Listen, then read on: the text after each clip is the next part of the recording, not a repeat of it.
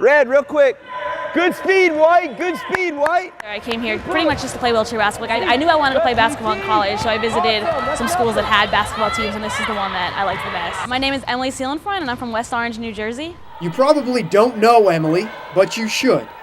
She's a member of the University of Alabama's championship women's wheelchair basketball team. Roll, time, roll! We have some of the best athletes in the world on our teams. We have, just in our women's team, we have a girl on the German national team. We have somebody on the Lithuanian national team. We have 3 girls on the Canadian national team. We had 7 overall athletes at World Championships in Birmingham, England this year. Most of these players live constantly in a wheelchair. They have to shower, dress, and get around in ways that most of us never have to consider. However, they would be upset if we took this story in that direction. I mean, yeah, be inspired, but also roll tide. I mean, we're here for competition. So we won't. Instead, we'll say wheelchair basketball is a little different, but the rules are basically the same.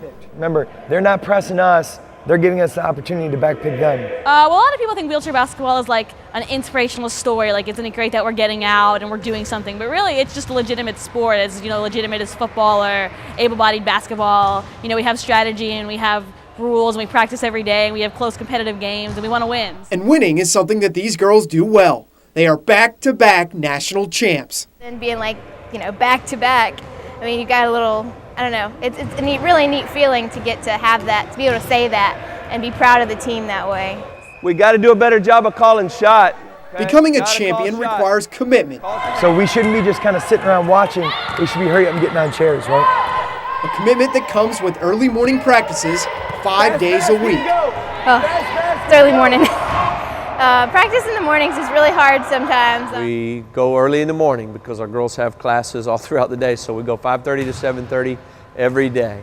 We start about mid-September with conditioning. Official practice starts on October 1st, and our season goes through mid-March, so we're very busy. When you kind of think of people with disabilities in sports, it's kind of thought of more about handing out hugs rather than trophies and medals. And we kind of like to change that misconception and know that these athletes are working hard 5 days a week in the gym, lifting 3 times a week, and working hard in the classroom and outside the classroom in the gym.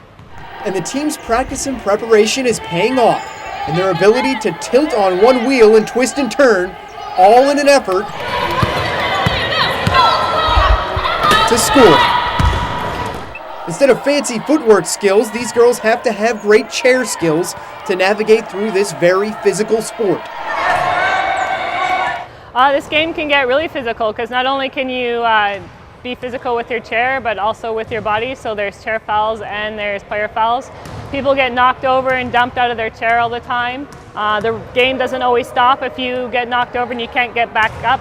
If the refs don't think you're in the play, you're not in danger of getting hurt, the play will go on and they just leave you on the ground until there's a dead ball, and then we'll come over and we'll help you to get up.